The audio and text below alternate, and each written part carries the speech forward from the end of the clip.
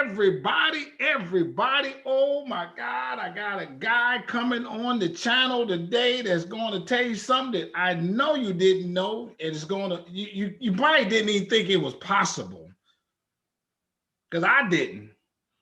And this is just one of those examples of, I don't know what to say. If you think about life back in the day, there's some realistic things that happen that you might not have thought could happen, but happen.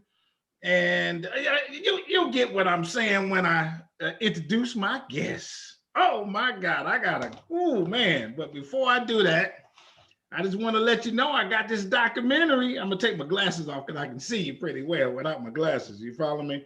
I'm not that blind just yet. It's called Business in the Black, The Rise of Black Business in America. Is 75 powerful minutes. Unbelievable. And the matter of fact, some of what we're going to talk about is in my film. It's available on Amazon, and the DVD. You can get the DVD, or you can just get. You can watch it on your the laptop, your cell phone, maybe even on your watch. I don't know how that works, but it's called Business in the Black: The Rise of Black Business in America. And then because it did so well, I wrote the book. Now the documentary has some interviews with people whose family owned a business in the early 1900s. Amazing stories. And the book doesn't have those interviews, understandably, but it has more facts. And so it's more, I won't say thorough, but it's more facts. That's really what it is. There's 204 of them in here. And that's also available on Amazon. Business in the Black. You put that in on Amazon, you might have to put my name, and you get your copy of my book. And I tell you what, if you get a copy of the book, I'll autograph it for you too now. Yeah, that might mean something one day. I hope it don't mean something before I die. But if it does, then you got the book, right? And this is what I do here at Strong Inspirations. I'm doing my role to bring you some history that a lot of times, now you can find these facts, like I say, in my book, my movie, you do some research, but for the time that I got with you, my friends, it's right here on the channel. So subscribe to the channel, like a video, hit the notification bell, because I put up 3-4 videos a week. And so you get, like a little, get a little ding or something like that to let you know that a new video was up. And then tell somebody about Strong Inspirations. Please do that today, right now. I mean, while you're watching this, you can hit the button at the same time. So without further ado, that's what they say on TV. Without further ado, folks, oh my God, I'm so excited. I got this guest on, and he agreed to come on the show. Come on, now just tell us who you are and a little bit of what you do and that kind of thing, and let's get it on. Sure. I'm Will Thomas. I'm a professor of history at the University of Nebraska, and I grew up in Alexandria, Virginia, right outside of Washington, D.C. So I spent most of my life in the D.C., Virginia area. And but I teach U.S. history. I teach legal history, constitutional history. And I've been researching and writing about the enslaved families of Maryland who sued for their freedom. Oh, incredible. How did you, I mean, I know you got your doctorate and you did a lot of research, but how did you come up with that perspective to be interested in? Yeah, it's a great question. I had actually, had stumbled upon this reference to a Supreme Court case called Queen v. Hepburn. And this case was decided in 1813, so very early in American history. And but there were a bunch of things about the case that just leaped off the page and were mysteries that I wanted to unravel, right? I mean, one was that this case was an enslaved woman, Mina Queen, and her daughter suing for their freedom. And in Washington, D.C. in 1813. And I just didn't know much about these freedom suits. I mean, I knew about Dred Scott, the infamous decision in American history, much, much later, but I didn't know that early in American history that there were these freedom suits. And so the other thing was that Francis Scott Key was her lawyer, and I thought that was interesting. Now, hold on, since you said that, who is he? I mean, why is that interesting? Well, he wrote the Star Spangled Banner, and he's That's well right. I known knew the name. Yeah. as our, as a poet. But he was a lawyer. He was a practicing lawyer in Washington, D.C. That was his day job. And he gives this impassioned argument in the Supreme Court in defense of freedom and in defense of sort of universal rights to freedom that the Declaration of Independence and the Constitution should protect. And so it's this very significant moment. And of course, it's a significant moment for this family. Their freedom is on the line. Their future's on the line. Okay. So I started looking into this case. I went to the National Archives in Washington, and I pulled the case file and let me interrupt you. Just excuse me for 1 second. Yeah. Okay. Let's go back to the time. Is Washington, D.C. It's not a slave state, right? Washington, D.C. is a federal city. It's a federal territory. It's under the control of the Congress, right? Okay. And it is basically in 1800 established out of what was Prince George's County, Maryland, and part of Montgomery County, Maryland. In other words, it's taken from Maryland and Virginia. Alexandria, Virginia, my hometown, was part of Washington, D.C. It was part of the federal district. Okay. And so it's under the control of Congress, and it's surrounded by two of the biggest slave states in the United States at that time: Virginia, which was the largest slaveholding state, and Maryland, which was the third largest slaveholding state. South Carolina had more enslaved people, but not by very much. In other words, Maryland and Virginia were the two largest slaveholding, collectively, the largest slaveholding states. Okay, and Washington, D.C. is like in the middle of Virginia and Maryland. Yeah, it's right on the Potomac River, right, northern Virginia, and then part of Maryland, what's called the Western Shore of Maryland. Were there slaves in Washington, D.C.? Absolutely.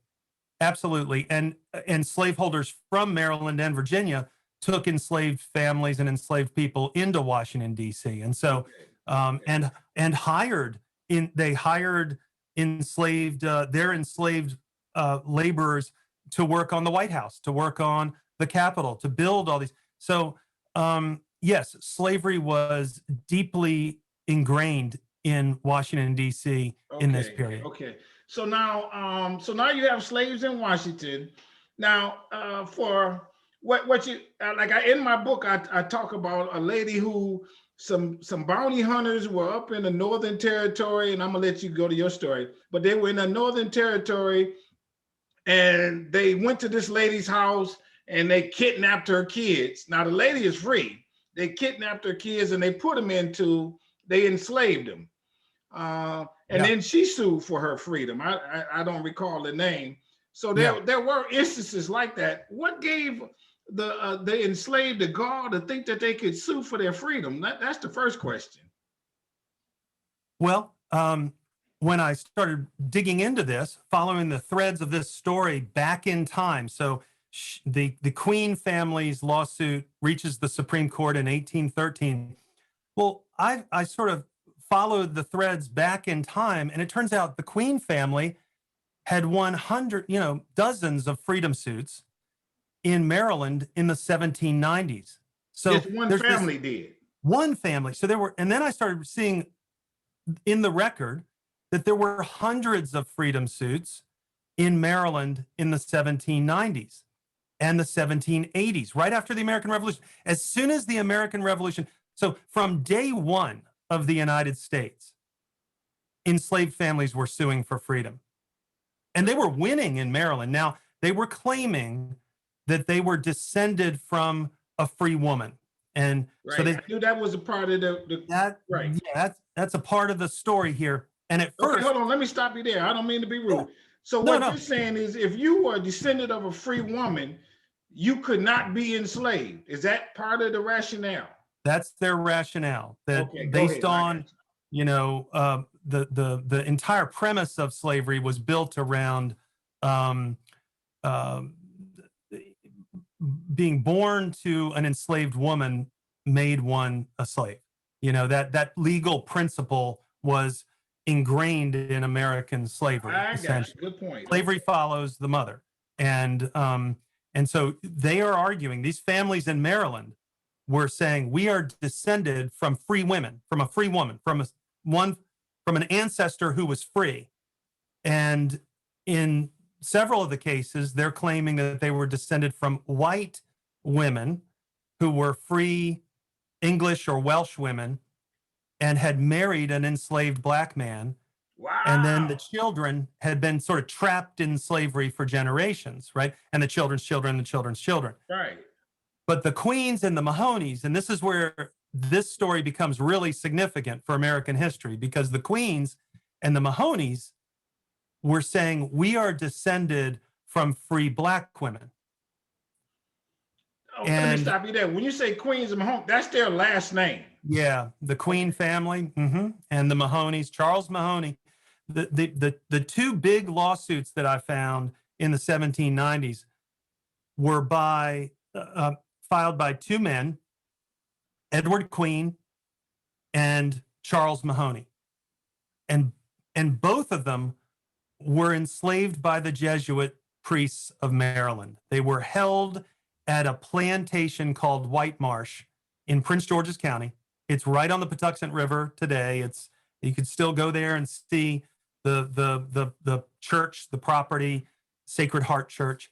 The Jesuits managed about 11,000 acres of plantations, and they held over 200 men, women, and children in slavery in this period. Okay, I got you.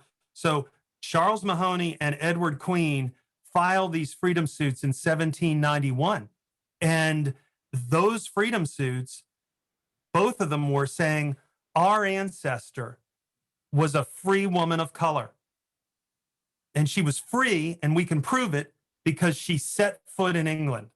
She had been in England, so she came to Maryland as an indentured servant, not as an enslaved person.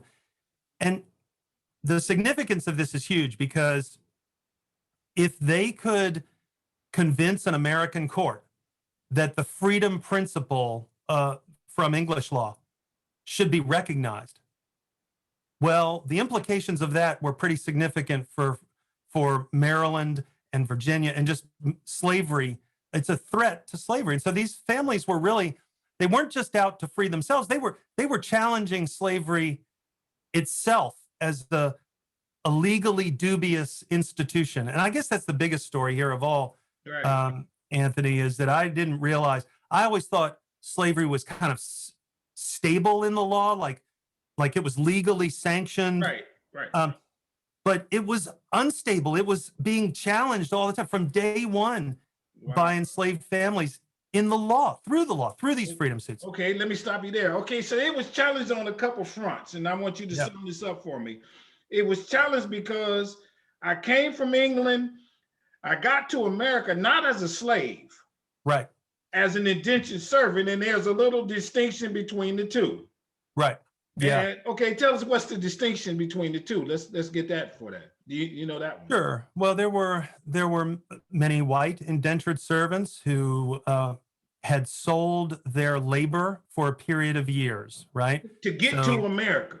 To come Okay, to the colony of Virginia or the colony of Maryland, and they couldn't pay their costs of transportation, so effectively they were basically indenturing themselves. They were contracting their labor for the next 7 years. 7 years was standard, and so they were indentured for 7 years. Now, enslaved Africans in the transatlantic slave trade, the African slave trade, in the 18th century were being brought to Virginia and brought to Maryland, and and their enslavement, their labor was for life, right? Right. I got you. And so the distinction, so a woman of color who was black. I mean, Charles Mahoney's ancestor was black, and she had come she went from Barbados to London, and she stayed in London, and then she came to Maryland. And their argument was she should have been an indentured servant, but she was trapped because of her color. She was assumed to be a slave. Once she got here, that freedom, that indenture, it was literally burned. It was like, well, you couldn't tell the difference between her and the slave person because she was black. Right. Yes. And so while their freedom suits were certainly meant to free themselves and their families, I mean, and these were large families that with dozens and dozens of cousins. And so from that ancestor, there were hundreds of descendants in 1790 who stood to win their freedom if Charles was successful. Okay, let me stop you there. How was there hundreds? Did hundreds come at the same time? Or did one person come and then their offspring and that kind of thing? Yeah, I mean, so what's important about this is in the 1790s, these families are 3, 4, and 5 generations deep in the United States. So that meant that they might have got here as in the 1600s. Absolutely, they did. Okay, I got you. And so that entrapment of enslavement continued through the whole colonial period. And there was really no recourse in the colonial period. But when the revolution changes the landscape of law for everyone in the United States, these enslaved families file their lawsuits. And okay, let me stop you there. How do they know to do that? When you said it changed the land, how did they get smart enough to think I got a shot at this? Okay. Well, this is something that I think is really important. Right. They were, first of all, 3 or 4 generations in the same place. Right? They had roots there. This is the whole point. They want to. There's a family network they can draw on. Their grandparents and their aunts and uncles are all at least within approximate distance, right? So they have that family belonging, that cultural capital that comes from being part of a family. That's the strong. As one of the descendants today, who I write about in the book, this is the book, of course, and we can talk about that later. But she said, a family's the strongest thing there is, right? So the family resources here are significant.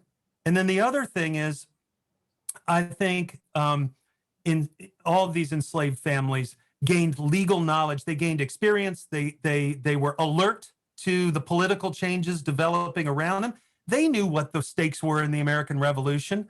They knew about the English decisions that had declared slavery unlawful in England. They knew about those decisions, and historians know this now too. This is also part of the 1619 Project. I'm sure you've heard about at the New York Times. These decisions about freedom were well known in Maryland and Virginia, and enslaved families were alert to them. Okay, well, let me ask you, how did they find out? They didn't have, what was their mode of communication to know what happened back in England? Was it the newspapers and they were able to read? Well, certainly these decisions were covered in the American newspapers. I got you. And this would have been circulated. And these family stories of their freedom, in the case of the Queen family and the Mahoney family, that had been passed down for generations. I mean, the story of their ancestor, in this case, Mary Queen, of her freedom had been passed down through the generations. I got you. And as it turns out, when I looked into this case deeply, those families are enslaved on these Jesuit plantations in Maryland. And the Jesuits in 1789 decide to found a college at Georgetown. It's today Georgetown University. I got you. And they also decide to start selling enslaved people who are too old to work. Okay, too old to work. Now the term they used was supernumerary. They're too old to work.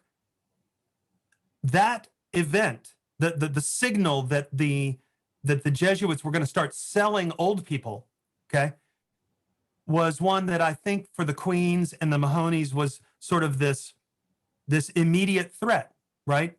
Their aunts and uncles, their grandparents, who were also enslaved on that planet, were subject to almost immediate sale. So these lawsuits come at this moment in both history, the Constitutional Convention, right, and in the history of these families and what's happening to them. Okay, let me ask you this. Okay, if they know they're going to get sold, that's not a good thing, because now it's the breakup of the family. Right. And they don't know where they might go.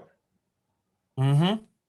Oh, okay. And that's really across all the way to the Civil War. So I looked at all these freedom suits. There are over 500 in Washington, D.C.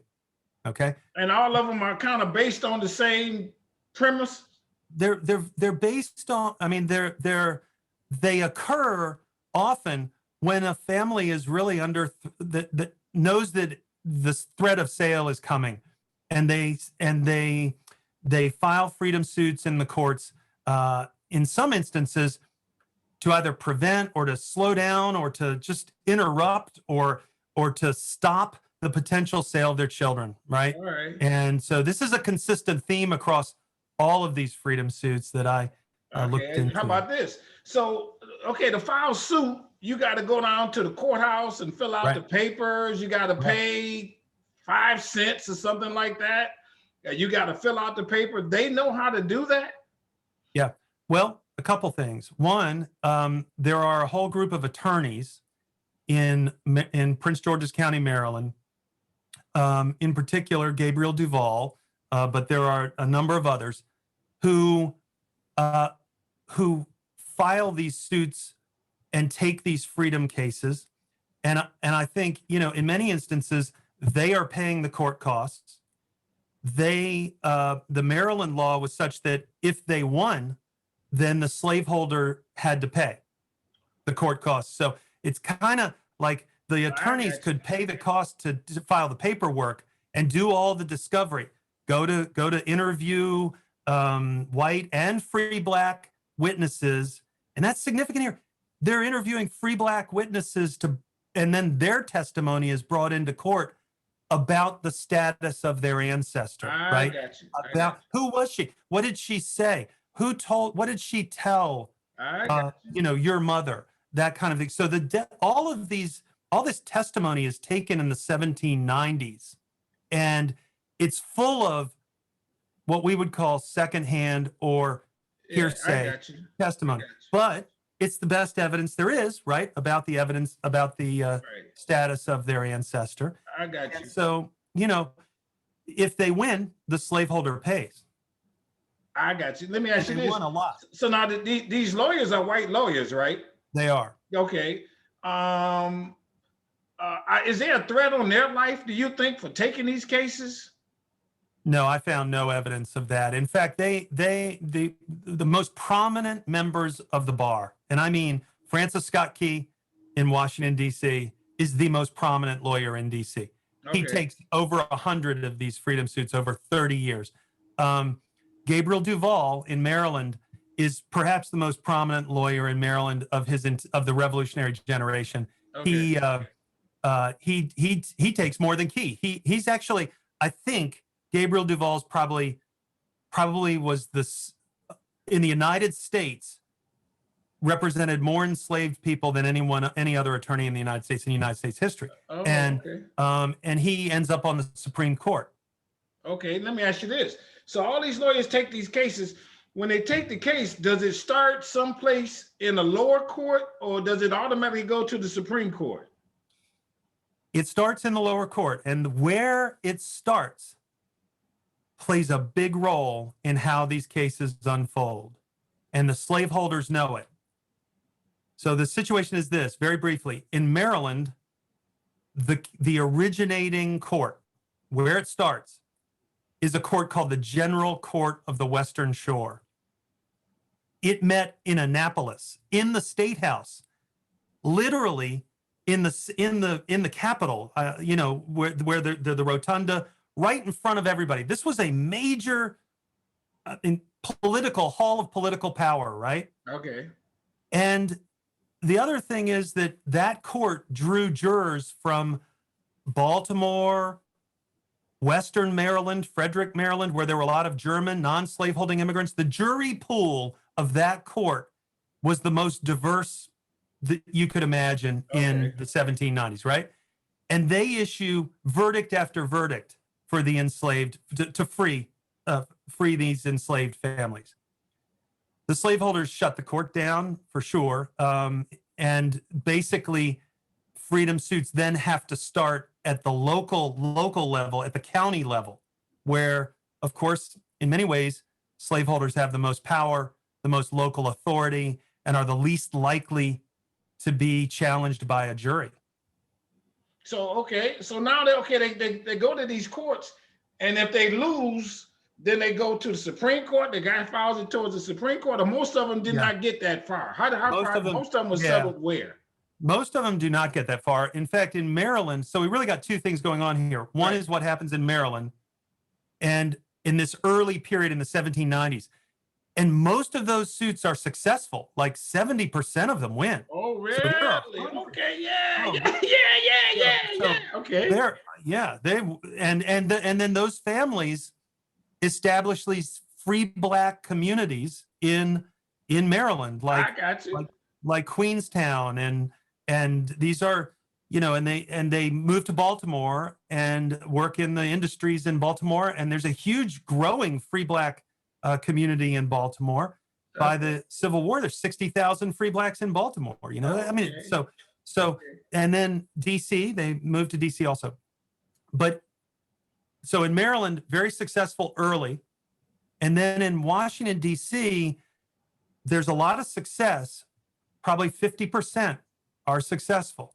Okay. But it's, they just are different situations, In DC, the appeal does go to the Supreme Court because DC is a federal district. Okay.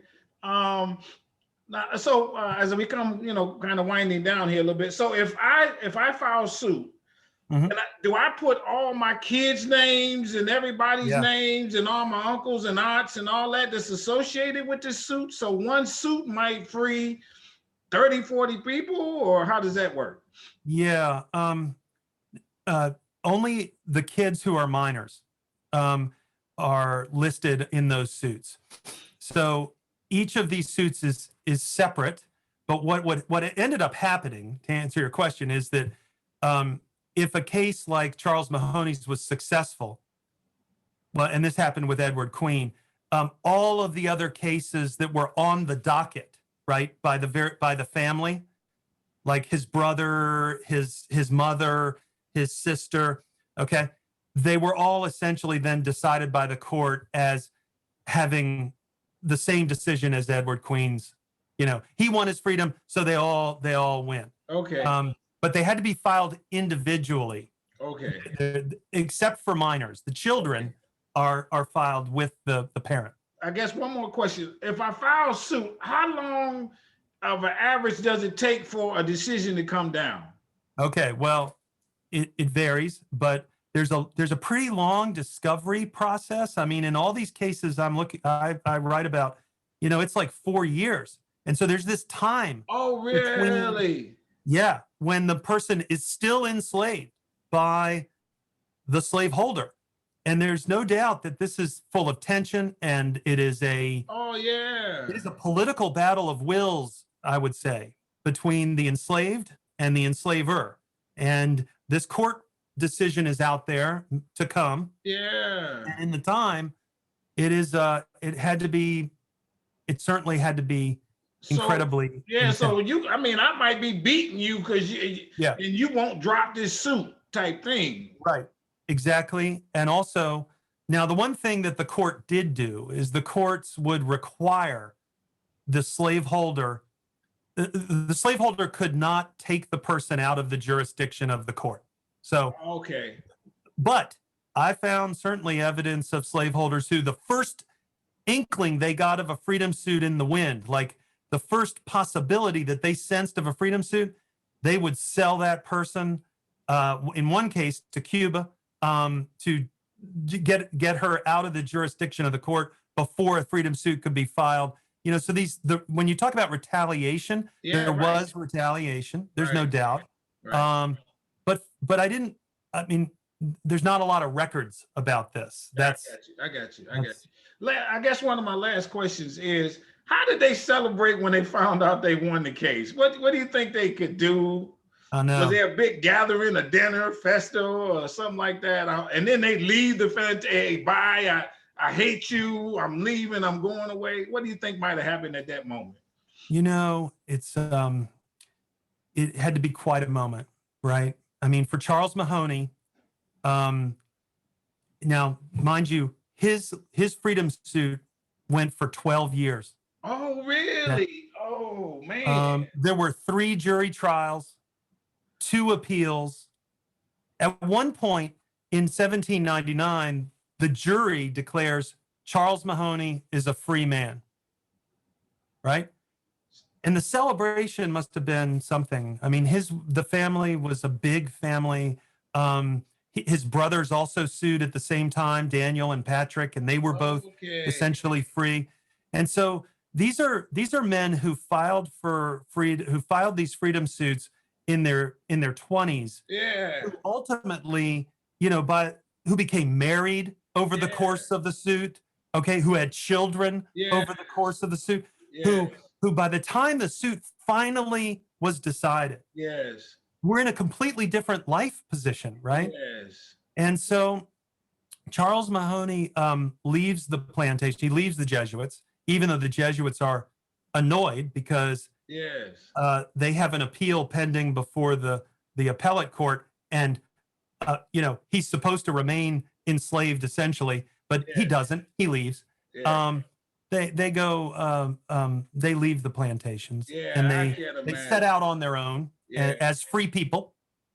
And now one final thing on Charles Mahoney, because I think he's a hero, really, of this period. He eventually saves up enough money to buy his daughter's freedom. You know, and so when you think about how long it takes from this took to free his daughter, he had to free himself and then free his family and buy his family's freedom.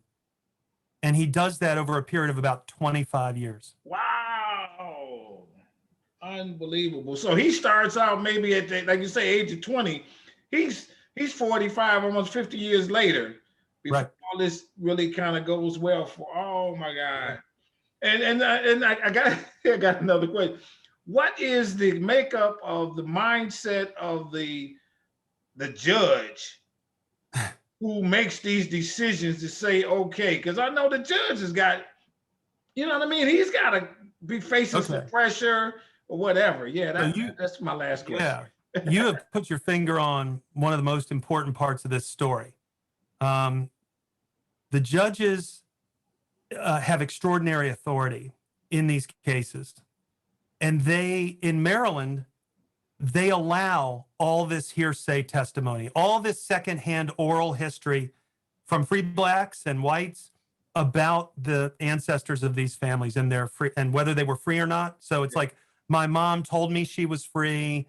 I heard my mom say she said she was always free. So this is called hearsay now. Right.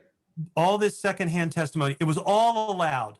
And, you know, in the course of doing this research, I mentioned I'm from this area. My family is also from Prince George's County, Maryland. And I knew they were slaveholders. I knew the Duckett family. I knew they were slaveholders. Wow. One of them was a judge in the court when the Queen family sued. Wow. And he allowed all this hearsay testimony in. Now, he was not a trained lawyer. He was a slaveholder, planter, farmer, right?